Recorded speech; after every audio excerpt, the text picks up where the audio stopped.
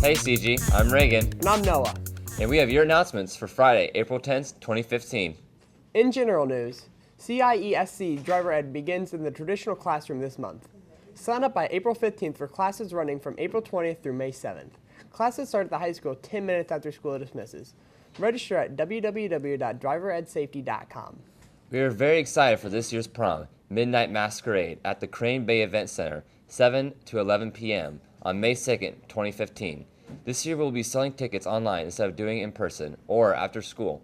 You may purchase your tickets at tickettracker.com any day from April 12th through the 19th. The tickets are $40 per person and can be purchased 24 hours a day for 7 days. We feel like this would be much more convenient for all involved. If students need computer access, they will be able to come to room 115 from 7 to 7:20 a.m. or from 3:10 to 4 p.m. on April 13th through the 17th. Students who are choosing to bring an outside guest need to pick up a guest form from the guidance office and then purchase their tickets in room 115 either before or after school in order that they will have an access code to purchase a ticket for a non-CG student. We have a video by Tori Mickle to bring you more information about it. In years past, students have had to line up in the mornings and had to wait for hours and hours to buy a ticket. And this year, from Sunday to Sunday, 24 hours a day, 7 days a week, students can purchase their tickets online at tickettracker.com. More convenient for everybody to do it online and on their own time instead of coming in early and waking up early and having to stay after school. It's just more convenient. Years past, we've always just sold tickets in person, and we've noticed that a lot of students complain a lot. Parents complain a lot about the experience and how difficult and frustrating it is, and so we're trying to find a way that's easier for kids on the interwebs. It's www.tickettracker.com. If you would check your school email, a link that is going directly to the purchasing site is in your inbox. I think online ticket sales are here to stay. It is an amazing time to be alive. And in club news, interested in trying out for the CGHS varsity dance team? There's a call-out meeting on Monday, April 13th from 7:30 to 9 p.m. in the high school cafeteria. Tryout clinic will be held Monday, April 20th from 7 to 9 p.m. in the West Gym. Tryouts are Friday, April 24th from 4:30 to 7:30 p.m. in the West Gym. Contact email for further information, cgdanceteam@yahoo.com. CGHS is starting a unified sports track team in conjunction with Best Buddies. Anybody interested in helping out, see Miss Castleman in room 255 before Tuesday, April 14th. You don't have to be in Best Buddies or a track star, just willing to have some fun with an awesome group of people. Now we have a video by Jessica Kelly about Rachel Chan going to the science fair over spring break. Dance. I run cross country and track. I play piano and also model healing.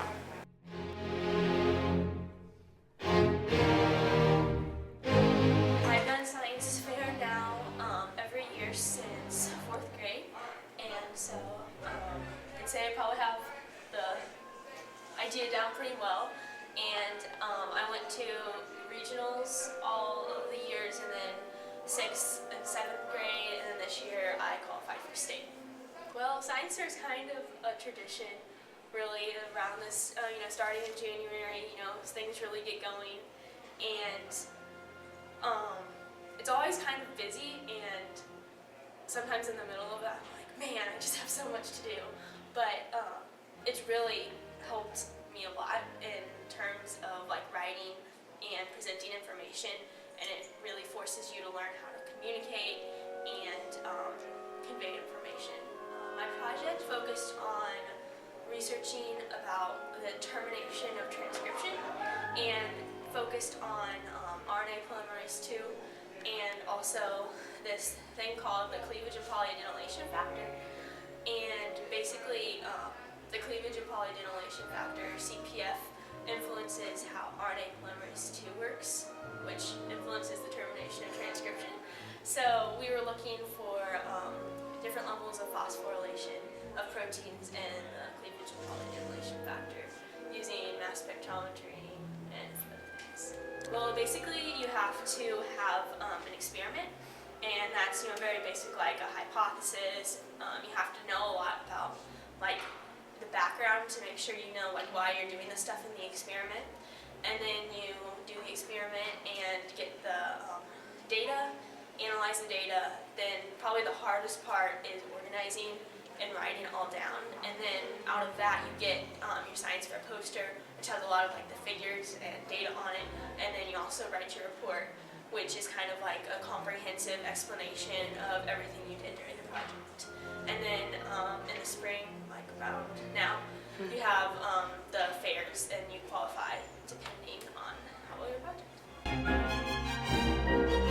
There was just a lot of judging set up in IUI Campus Center, and then the judges came around and asked you about your project, and they just asked different questions, especially about where you're planning to go with the research, how it's directly applicable to world problems. They talked about different procedures, and maybe you kind of discuss ways in which you could improve the experiment and maybe learn even more.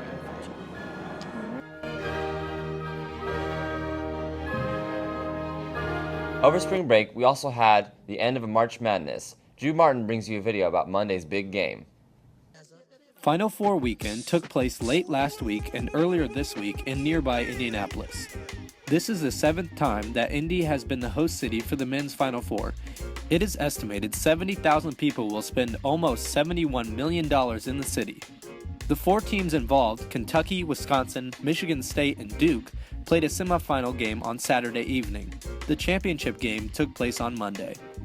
On Monday, before the championship game, we asked some students who they thought would win the national championship. And here's how they fared. I think Wisconsin's going to win because they're an experienced team. Wisconsin because of Santa. Oh man, I think it's going to be one of the 2 teams. It's going to be Wisconsin.